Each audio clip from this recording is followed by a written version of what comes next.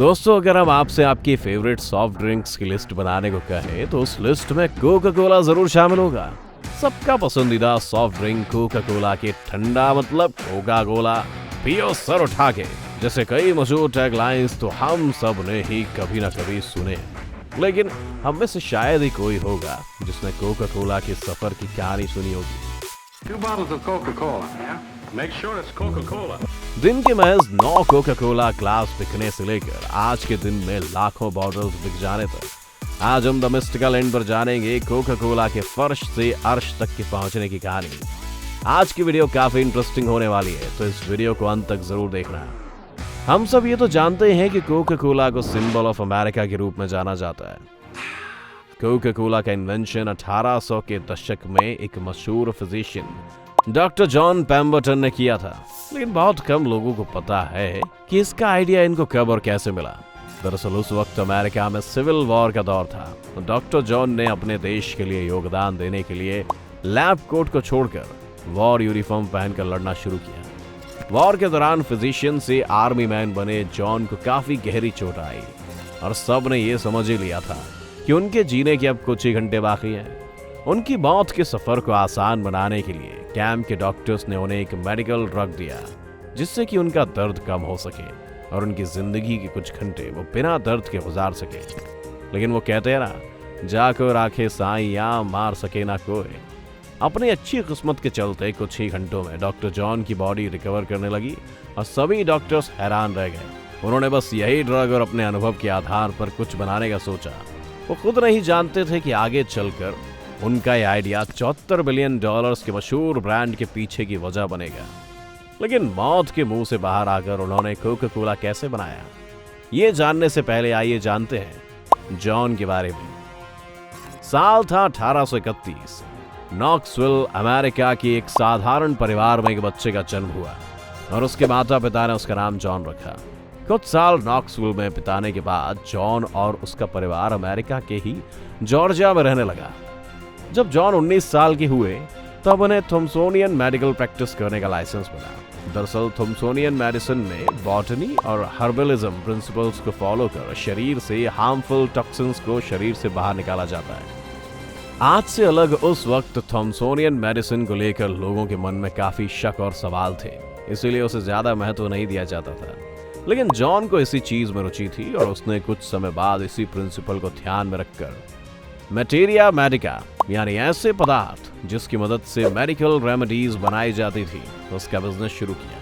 लेकिन शायद सबसे अलग करने की चाह में उन्हें उतनी सफलता नहीं थी, इसीलिए कुछ सालों बाद उन्होंने मेडिकल कॉलेज ऑफ जॉर्जिया से फार्मेसी में ग्रेजुएशन की डिग्री हासिल की। लेकिन जैसा कि हमने बताया, इसके कुछ समय बाद ही अमेरिका में सिविल वॉर की भयानक स्थिति आई और जॉन ने फर्स्ट लेफ्टिनेंट के तौर पर आर्मी ज्वाइन की। इसके 3 साल बाद एक वॉर के दौरान सोर्ड जैसे दिखने वाले एक हथियार से उन्हें गंभीर चोट आई और जैसे कि हमने पहले देखा कि डॉक्टर्स को उनके बचने के आसार ना के बराबर लग रहे थे और उनकी हालत को देख उन्हें मॉर्फिन दिया गया, जिसकी वजह से जॉन न सिर्फ मौत को छू कर आए बल्कि जल्द ही एकदम फिट और फाइन भी हो चुके थे। सिविल वॉर का दौर खत्म होने के बाद जॉन अपने परिवार के साथ अमेरिका के अटलांटा में जाकर रहने लगे। वो अब अपनी जिंदगी को बेहतर बनाना चाहते थे और इसी के लिए उन्होंने एक फार्मास्यूटिकल कंपनी में एक अच्छी पोजीशन पर नौकरी ले ली। जल्द ही जॉन ने अपने काम से सबको इम्प्रेस किया और कुछ समय बाद ही वो अटलांटा के मशहूर फार्मासिस्ट के तौर पर जाने लगे। लेकिन बाहर से जॉन जितना खुश दिख रहे थे वो अंदर से उतने ही दुखी थे, क्योंकि वो जानते थे सिविल वॉर के दौरान जो उन्हें मॉर्फिन ड्रग दी गई थी वो अब उसके आदी हो चुके थे। उन्हें आसान मौत देने के लिए दी गई उस ड्रग को अब वो सिर्फ आराम के लिए ले रहे थे और उन्हें इस चीज का नशा हो गया था। वो जानते थे कि मॉर्फिन का रोज सेवन करना बिल्कुल सही नहीं है, लेकिन अब जॉन इसके इतने आदी हो गए थे कि वो इसे छोड़ने के बारे में नहीं सोच सकते थे। इसलिए अपनी मुसीबत से छुटकारा पाने के लिए उन्होंने इसका हर्बल ऑल्टरनेटिव ढूंढने के बारे में सोचा। इसी के बारे में खोज करते वक्त उन्होंने विन मैरियानी ड्रिंक के बारे में सुना।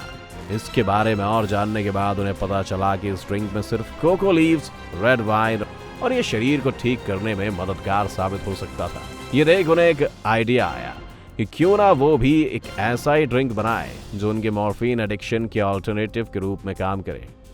उन्होंने कोको लीव्स, रेड वाइन और कोला नट्स को मिलाकर एक ड्रिंक बनाया जिसे उन्होंने पेम्बरटन्स फ्रेंच वाइन कोको नाम दिया।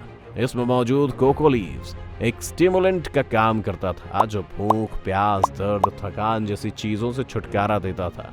हम आपको बता दें, क्योंकि कोको के एक पत्ते में लगभग 0.35% कोकेन मौजूद होता है। उस समय के कई डॉक्टर्स भी मॉर्फिन और कोकेन एडिक्शंस को दूर करने के लिए कोको लीव्स का इस्तेमाल करने का समर्थन में थे। और रही कोला नट्स की बात, तो उनमें कैफीन की मात्रा ज्यादा होती है और वो डाइजेशन में भी मदद करते हैं। जॉन का मानना था कि उनका ड्रिंक ये सब चीजों के अलावा डिप्रेशन, एंजाइटी और सर दर्द जैसी चीजों से छुटकारा देने में भी मददगार है। जॉन ने बिना देरी किए अपनी जान पहचान में, खासकर वॉर से जुड़े सोशल सर्कल में इसका डिस्ट्रीब्यूशन शुरू कर दिया। जल्द ही उनकी रेमेडी मशहूर हुई और अब वो कॉन्ट्रैक्टर्स को भी देश के अलग अलग हिस्सों में शिप करने लगे थे। लेकिन अगर आप ये सोच रहे हैं कि इस ड्रिंक को आगे चलकर कोका कोला का नाम दिया गया, तो ऐसा नहीं है।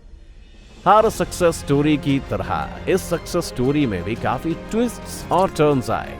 उसके बारे में जाने उससे पहले वीडियो को लाइक जरूर कर दीजिए दोस्तों। तो दोस्तों, आते हैं वापस जॉन के मशहूर हुए इस रेमेडी ड्रिंक की कहानी पर।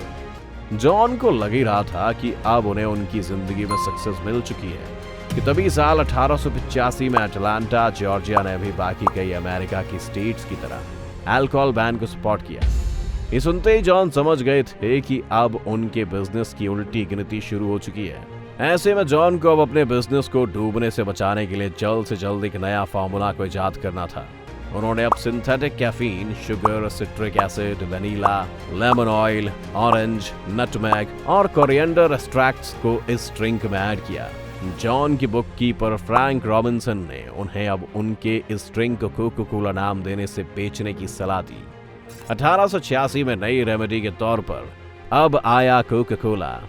लेकिन अपनी पहली रेमेडी ड्रिंक से अलग कोका कोला एक फेलियर था। जॉन की बुक कीपर ने उसका हौसला बढ़ाया और उन्हें कोका कोला की जमकर मार्केटिंग करने को कहा। फिर क्या, मार्केटिंग ने अपना कमाल दिखाया और जल्दी अटलांटा में वो लोगों की मनपसंद ड्रिंक बन गई। वैसे क्या आपके साथ भी कभी ऐसा हुआ है कि आपने हार मान ही ली थी, लेकिन किसी करीबी की एक सलाह ने आपकी जिंदगी बदल दी? अगर हाँ, तो अपना एक्सपीरियंस हमें कमेंट्स में जरूर बताएं दोस्तों। कोका कोला के बिजनेस ने दिन दूनी रात चौगुनी तरक्की की, लेकिन कई सालों बाद जॉन को कैंसर की बीमारी ने जकड़ लिया था और ना चाहते हुए उन्होंने इसके शेयर्स बेचे।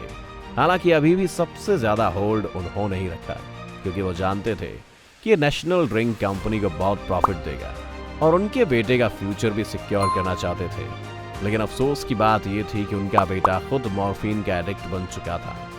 ऐसे में जॉन के बुक कीपर फ्रैंक ने ऐसे बिजनेसमैन की तलाश की जो जॉन के विजन को आगे ले जा सके। उस शख्स का नाम था एसा कैंडलर। एसा ने अपनी मेहनत और क्रिएटिविटी से कोका कोला कंपनी को एक नई ऊंचाई दी। सुपरमार्केट से लेकर सोडा शॉप्स तक हर जगह पर कोका कोला ही छाया हुआ था। इनफैक्ट कोका कोला ही वो पहली कंपनी थी जिसने कूपन सिस्टम का इजाद किया। एक और जहां ऐसा कंपनी को ग्रो करने में लगा था, तो वहीं दूसरी ओर अब जॉन की जिंदगी के कुछ ही दिन बाकी थे। अपने मॉर्फिन एडिक्शन ने अब उन्हें लगभग सड़क पर ही ला दिया था और आखिरकार कोका कोला बनाने वाले आदमी जॉन ने 16 अगस्त 1888 में अपना दम तोड़ दिया। और उनके बेटे चार्ल्स की बात करें तो वो आज भी नशे में धुत था। ऐसे में ऐसा कैंडलर ने कोका कोला कंपनी को टेक ओवर किया और इसे अमेरिका और कनाडा के हर एक कोने तक पहुंचाया। लेकिन यूरोप में अभी कोका कोला अपना जलवा नहीं बिखेर पाया था। फिर एक दिन 2 लॉयर्स ने ऐसा कोका कोला उसको बॉटल पैकेजिंग के तौर पर बेचने की सलाह दी। जल्दी बॉटल्ड कोका कोलाज ने अपना जलवा बिखेरा और बच्चों से लेकर बड़ों तक सभी के हाथों में कोका कोला बॉटल्स देखने को मिलने लगी और दुनिया के कोने कोने तक हर इंसान का फेवरेट ड्रिंक कोका कोला बन चुका था। तो दोस्तों, देखा आपने कैसे एक छोटे से एक्सीडेंट और आइडिया ने बना दिया मशहूर ड्रिंक कोका कोला। वैसे आपकी फेवरेट सॉफ्ट ड्रिंक कौन सी है, हमें कमेंट्स में जरूर बताएं। उम्मीद है आज की हमारी इस वीडियो ने आपको काफी एंटरटेन किया होगा। अगर वीडियो पसंद आई हो तो इसे लाइक करें और ज्यादा से ज्यादा शेयर करें। साथ ही हमारे चैनल द मिस्टिकल एंड को सब्सक्राइब कर नोटिफिकेशन बटन ऑन कर लीजिए ताकि आप हमारी आने वाली हर वीडियो का लुत्फ उठा सकें। अगर आप हमारी वीडियो फेसबुक पर देख रहे हैं तो हमारे फेसबुक पेज को जरूर लाइक करें। वीडियो को अंत तक देखने के लिए आपका बहुत बहुत शुक्रिया। हम जल्द हाजिर होंगे एक और नई वीडियो के साथ। अगले वीडियो तक take care and be happy.